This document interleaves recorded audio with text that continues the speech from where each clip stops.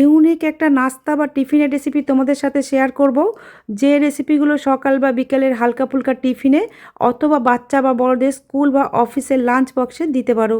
আজকের টিফিন বা ব্রেকফাস্ট রেসিপিগুলো খেতে যেমন মজাদার আর তৈরি করা ঠিক ততটাই সহজ। নমস্কার বন্ধুরা, বেঙ্গলি ওভেনে তোমাদের সবাইকে স্বাগত জানাই। রেসিপিগুলো তৈরি করার জন্য আমি এখানে একটা প্যানের মধ্যে 1 চামচ তেল গরম করে নিয়ে এর মধ্যে দিয়ে দিয়েছি হাফ চা চামচ গোটা জিরে আর হাফ চা চামচ জোয়ান। এই জিরে আর জোয়ানের ফ্লেভারটা এই রেসিপিতে দারুণ আসে, তাই এগুলো কিন্তু স্কিপ করবে না। এই জিরে আর জোয়ান হালকা করে একটু ভেজে নিয়ে এর মধ্যে একটা বাটির মাপ করে দিয়ে দিলাম 1.5 বাটি জল, আর সাথে দিচ্ছি স্বাদ মতো লবণ। এই লবণ আর জলটাকে একটু মিশিয়ে নিয়ে এখন জলটা ফুটে ওঠা পর্যন্ত অপেক্ষা করতে হবে, আর ফ্লেমটাকে এখন মিডিয়াম টু হাইতে রাখতে হবে। বন্ধুরা দেখো, জলটা এখন ফুটে গেছে। আমি এই সময় এর মধ্যে দিয়ে দিচ্ছি আটা।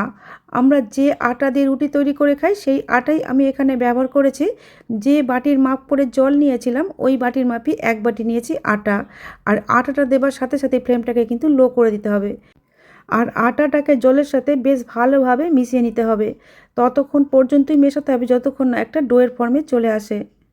লো হিটে 1.5 থেকে 2 মিনিট নাড়াচাড়া করতে করতেই ডোটা রেডি হয়ে যাবে। এখানে আমি আটা ব্যবহার করেছি। এই আটার পরিবর্তে ময়দা বা চালের গুঁড়ি দিয়েও এই রেসিপিটা একই পদ্ধতিতে তৈরি করে নিতে পারো। বন্ধুরা দেখি বুঝতে পারছো, ডোটা কিন্তু আমাদের একদম রেডি হয়ে গেছে। ফ্লেমটাকে অফ করে দিয়েছি। এখন প্যান থেকে প্লেটের মধ্যে ঢেলে নেব যাতে তাড়াতাড়ি ঠান্ডা হয়ে যায়। তবে খুব বেশি ঠান্ডা করলে হবে না, হাত দিয়ে ধরা যায় এই রকম ঠান্ডা করতে হবে। এখন খুব গরম ধরা যাবে না, তাই ডোটাকে সাইডে রেখে ঠান্ডা হতে দিলাম। এই সময়ের মধ্যে ভিতরে যে পুরটা দেবো সেটা বানিয়ে নেব। এখানে আমি একটা বড় সাইজের সিদ্ধ আলুকে গ্রেট করে নিয়েছিলাম ছোট গ্রেটার দিয়ে। গ্রেট করার সময় খেয়াল রাখতে হবে যেন কোনো এর মধ্যে দলা না থাকে। এখন এর মধ্যে দিয়ে দিচ্ছি সিদ্ধ করা ডিম। আগে থেকে 2টো ডিমকে আমি সিদ্ধ করে রেখেছিলাম। সেই ডিম সিদ্ধগুলো এই ছোট গ্রেটার দিয়ে এইভাবে গ্রেট করে দিচ্ছি। এই পুরটা নিজেদের খুশি মতো সবজি দিয়েও তৈরি করে নিতে পারো। এখানে আমি সিদ্ধ আলু আর সিদ্ধ ডিম দিয়ে তৈরি করছি। 2টো ডিমকেই গ্রেট করে দিয়ে দিয়েছি।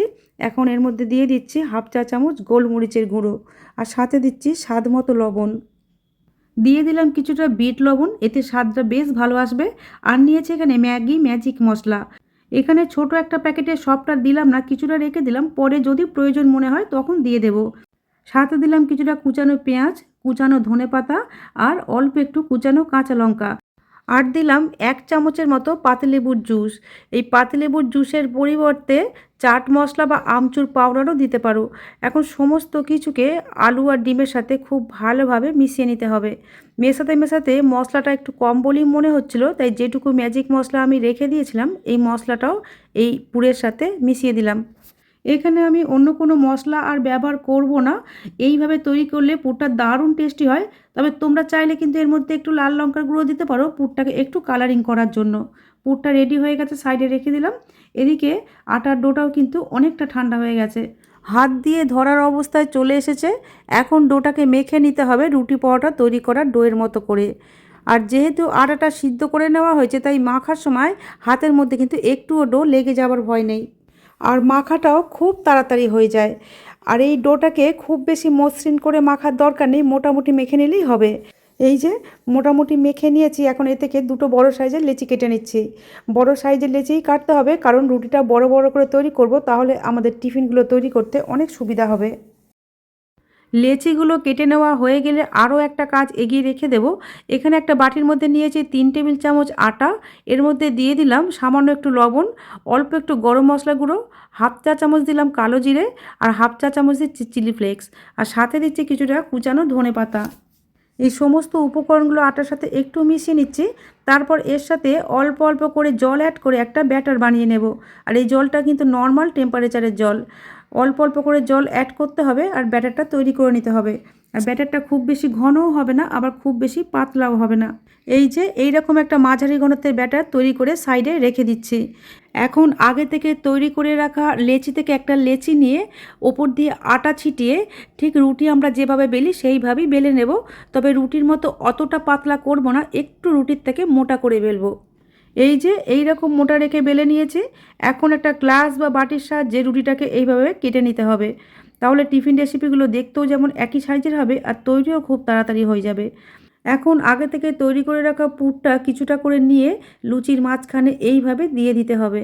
তারপর দু হাত দিয়ে ধরে এইভাবে ধারগুলোকে মুড়ে দিতে হবে। যেহেতু আটা দিয়ে তৈরি, এতে কিন্তু জল লাগাবার কোনো প্রয়োজন নেই, এমনিই খুব ভালো সিল হয়ে যাবে। শুধু হাত দিয়ে একটু চেপে চেপে এটাকে সিল করে দিতে হবে।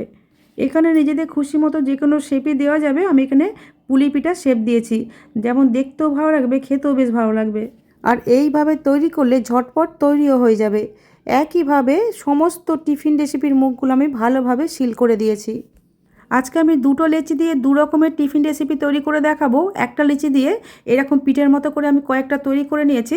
এখন এগুলোকে ভেজে নেব। তার জন্য ওভেনে একটা প্যানের মধ্যে কিছুটা তেল ভালোভাবে গরম করে নিয়েছি। এদিকে আগে থেকে যে আটার ব্যাটার বা স্লারিটা তৈরি করে রেখে দিয়েছিলাম, এটাকে চামচ দিয়ে ভালোভাবে মিশিয়ে নিলাম, নাহলে নিচে থিতিয়ে পড়বে। এবার তৈরি করে রাখা পিঠা বা নাস্তা একটা নিয়ে এইভাবে ব্যাটারের মধ্যে খুব ভালোভাবে দু পিঠটাই কোটিং করে নিয়েছি। তারপর গরম তেলের মধ্যে দিয়ে দিয়েছি। এইভাবে একটা একটা করে নিতে হবে আর ব্যাটারের মধ্যে খুব ভালোভাবে কোট করে নিয়ে গরম তেলের মধ্যে দিতে হবে। এইভাবে কোট করে নিয়ে ভাজলে ওপরের পোর্শনটা যেমন খুব মুচমুচে হয়, আর ব্যাটারটা আমরা যেহেতু আটা দিয়ে তৈরি করেছি তাই একদমই কিন্তু তেল শোক করে না। সুন্দর করে ভাজা হয়ে যাবার পরও টিফিন রেসিপির ওপরের পোর্শনগুলো শুকনো শুকনো থাকবে, তেল তেলে হবে না। এখন ওপর দিয়ে এইভাবে একটু করে গরম তেল ছিটিয়ে দিচ্ছি। এইভাবে ছিটিয়ে দিলে তাড়াতাড়ি এই টিফিনগুলো তৈরি হয়ে যাবে। আমি এখানে শ্যালো ফ্রাই করছি, চাইলে কিন্তু এগুলোকে ডিপ ফ্রাইও করে নেওয়া যাবে। নিচের পোর্শনটা বাদামি করে ভাজা হয়ে গেলে উল্টে দিলাম। এইভাবে সবগুলোই উল্টে দিতে হবে। এগুলো ব্যাটারে কোট করে ভাজা হয়েছে বলে একটার সাথে আর একটা লেগে গেছে, কিন্তু এগুলো খুব সহজেই আলাদা করে নেওয়া যায়। এই পিঠটাও সুন্দর করে ভেজে নেব। বন্ধুরা দেখো, দুটো পিঠেই কিন্তু খুব লোভনীয় একটা কালার চলে এসেছে আর ওপরটাও খুব মুচমুচে হয়েছে। এইভাবে ভেজে বাড়িতে তৈরি করে খেলে দোকান থেকে তেলে ভাজা কিনে খাওয়া ভুলে যাবে। আমি এখন তেল থেকে এই প্লেটের মধ্যে তুলে নিচ্ছি। বন্ধুরা দেখি বুঝতে পারছো, গাগুলো কিন্তু একদম শুকনো শুকনো। এইমাত্র তেল থেকে তুলেছি, তাও দেখো বন্ধুরা এই গাগুলো কত সুন্দরভাবে শুকনো হয়ে আছে।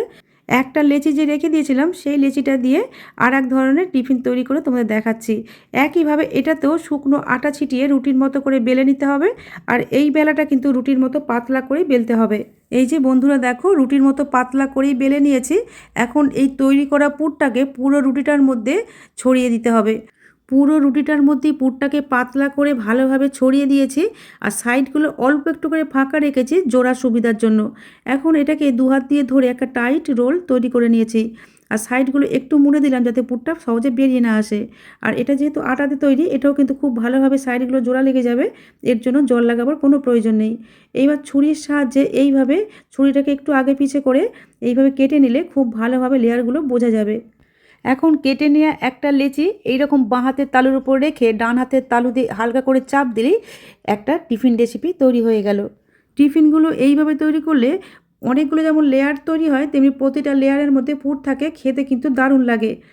আগে থেকে তৈরি করে রাখা স্লারির মধ্যে আরও একটু জল দিয়ে এটাকে পাতলা করে নিলাম, কারণ এই রেসিপিগুলো একটু পাতলা ব্যাটারে ডোবালেই বেশি ভালো লাগবে। আগের মতো করে একইভাবে একটা একটা করে টিফিন এই ব্যাটারের মধ্যে খুব ভালোভাবে ডুবিয়ে দু পিঠটাই কোটিং করে নিয়ে গরম তেলের মধ্যে দিয়ে দিতে হবে। আর আগের তৈরি করে রাখা পিঠার আকৃতির দুটো রয়ে গিয়েছিল, সেই দুটো আমি এর মধ্যে দিয়ে দিচ্ছি। আর যেগুলো রয়ে গেল এগুলো পরের ব্যাচে ভেজে নেব। বন্ধুরা দেখেই বুঝতে পারছো এই টিফিন রেসিপিগুলো কতটা মুচমুচে আর লোভনীয় হয়েছে। খুবই টেস্টি আর মুখরোচক একটা রেসিপি। হঠাৎ করে মুখরোচক কিছু খেতে ইচ্ছে করলে এইভাবে বাড়িতেই বানিয়ে নিতে পারো খুব সহজে। এইভাবে তৈরি করে খেয়ে তারপর আমাকে কমেন্টে জানিও যে এই রেসিপিগুলো খেতে তোমাদের কেমন লেগেছিল। আমি আমার চ্যানেলে এইরকমই হাতের কাছে থাকা উপকরণ দিয়ে সহজভাবে তৈরি নতুন নতুন রেসিপির ভিডিও আপলোড করে থাকি। এই রকম রেসিপির ভিডিওর আপডেট সবার আগে পাওয়ার জন্য ইউটিউব থেকে দেখলে চ্যানেলটা সাবস্ক্রাইব করার আর এফবি পেজ থেকে দেখলে পেজটাকে ফলো করে নেওয়ার অনুরোধ রইল। বন্ধুরা আজ তাহলে এই পর্যন্তই। তোমাদের সাথে আবার আমার দেখা হবে নতুন কোনো রেসিপির সাথে। তোমরা ভালো থেকো, সুস্থ থেকো, সাবধানে থেকো।